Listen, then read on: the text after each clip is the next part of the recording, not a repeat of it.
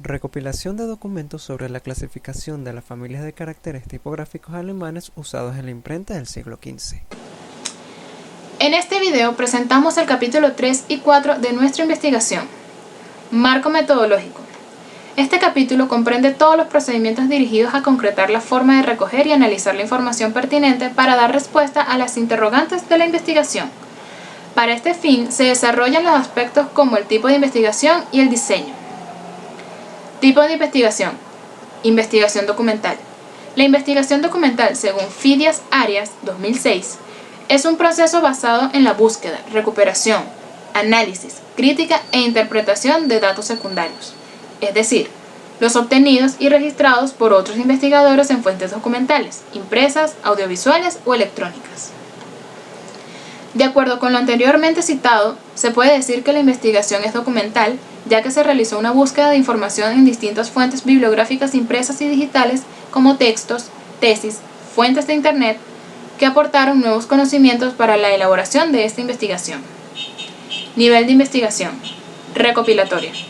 Toda línea de investigación comienza con el descubrimiento de un problema y busca la solución al mismo a través de los diferentes niveles de investigación.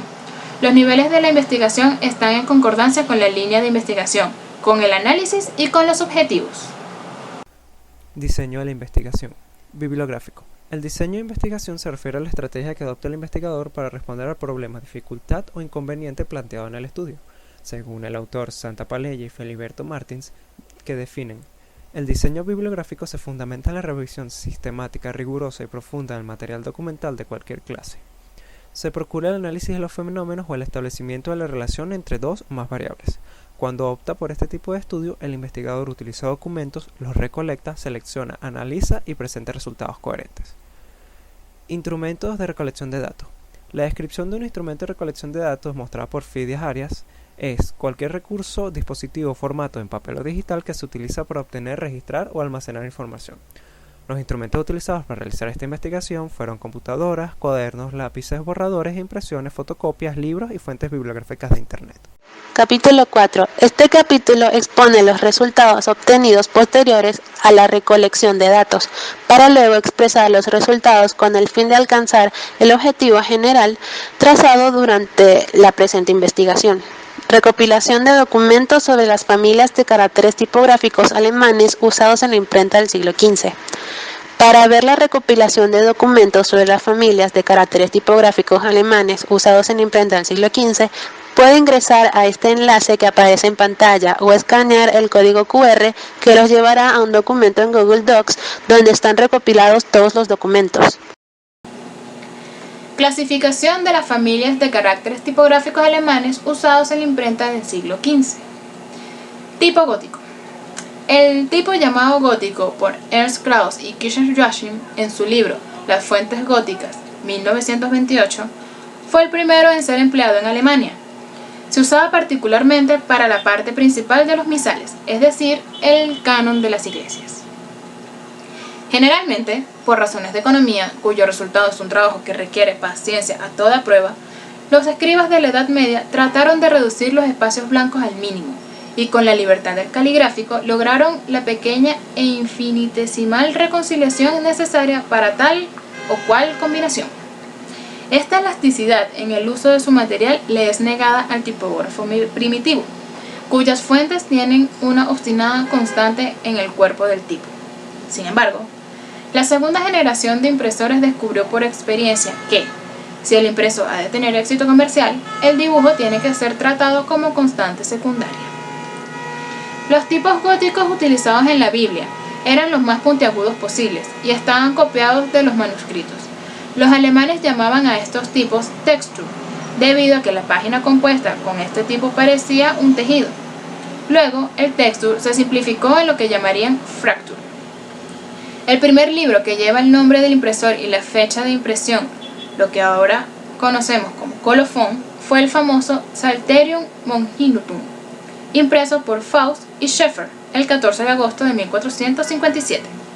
En este libro de salmos latinos es un elocuente ejemplo de los primeros tipos góticos alemanes, en que, para agregar mayor majestuosidad, Schoeffer utilizó un tipo mayor que el de la Biblia de 42 líneas. Las iniciales en azul y rojo fueron estampadas luego de la impresión de las páginas.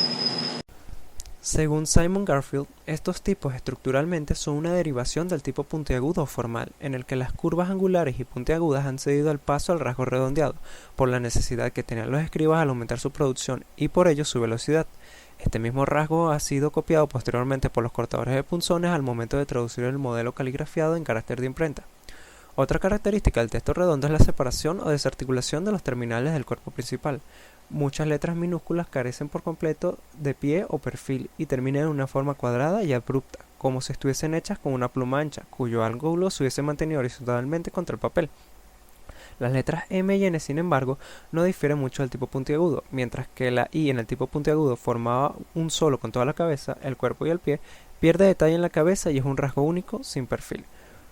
Los escribas y los impresores que utilizaban el texto redondo al producir la C lo hacían indistintamente, con el rasgo ascendente derecho o curviforme. Esta inconsistencia se debe a que el tipo redondo es, comparativamente, una aplicación regional. Nunca fue usado por escribientes de Francia, Inglaterra o Alemania, pero predominó en Italia. Los escribas del Renacimiento llamaron a este tipo lettera moderna, y a pesar de que la letra puntiaguda era muy conocida en Italia, no se amoldaron a la convención transalpina de condensar el cuerpo de las letras. La escritura redonda gana muy poco al ser traducida en los tipos, puesto que trazos ascendentes y descendentes son demasiado cortos, y la redondez de los rasgos imparte un movimiento circular poco agradable. Señalización de las principales tendencias para los libros impresos que se manifestaron en Europa a principios del siglo XV. Con la invención de la imprenta, el número de los libros publicados aumentó espectacularmente de algunos miles de ejemplares durante la Edad Media a 20 millones entre los 1400 y 1500. Los impresores del Renacimiento ocupaban un lugar central en la vida cultural de la época. Eran humanistas, a la vez que hombres de negocios, y tenían a su cargo todas las etapas del proceso de la edición de los libros. La época de la información comenzó con los libros impresos que transformaron la conciencia humana. Las obras de la minoría académica fueron accesibles para la mayoría. Se abrieron redes de la comunicación que habían sido inimaginables. En Occidente, la llegada de los libros impresos a mediados de 1450 con la Biblia publicada en Maguncia en la ciudad de Alemania. Esta obra de 42 líneas por página fue impresa por Gutenberg y su diseño correspondió con el de los manuscritos de la época. Las letras eran del estilo gótico que se usaban los escribanos y fueron impresas con un tipo móvil de metal. Gutenberg designó su invención como escritura artificial. Su Biblia fue un logro asombroso. 2 pesados volúmenes que sumaban 1282 páginas. Cada página constaba de 2620 caracteres, iniciando la propagación de la doctrina católica a un nivel mayor, siendo el Vaticano uno de los mejores clientes para la industria de la imprenta, al producir no solo la Biblia, sino también los cánones, misales, etc. Conclusiones. Las letras individuales ordenadas de cierta manera representan el sonido del lenguaje hablado y, de manera visual, representan ideas que cualquier persona puede entender la intención buscada. La tipografía se preocupa por la configuración de las letras dentro del diseño, usualmente para los propósitos de la imprenta. La variedad de las tipografías y las diferentes formas en las que una fuente tipográfica puede ser usada dentro del diseño puede mejorar o alterar el significado de las mismas palabras con las que la tipografía es usada para crear. El estilo en el que las letras son formadas y presentadas altera nuestra percepción de las ideas que se están reflejando. La imprenta, desde su invención en Europa del siglo XV, ha sido una de las creaciones más importantes para la humanidad. Con sus inicios crudos y experimentales en la madera y posteriormente con metal, permitieron la fabricación y masificación de documentos escritos que se guardan hoy en día como un registro de la historia. Los primeros impresores no se contentaban con preservar la natural y bella calidad de combinaciones de tipo formal puntiagudo, sino que buscaron más precisión en la composición y ajustamiento de las páginas, para modificar, economizar y crear nuevos tipos que diferenciaran y realzaran la belleza estética de los manuscritos realizados en sus talleres.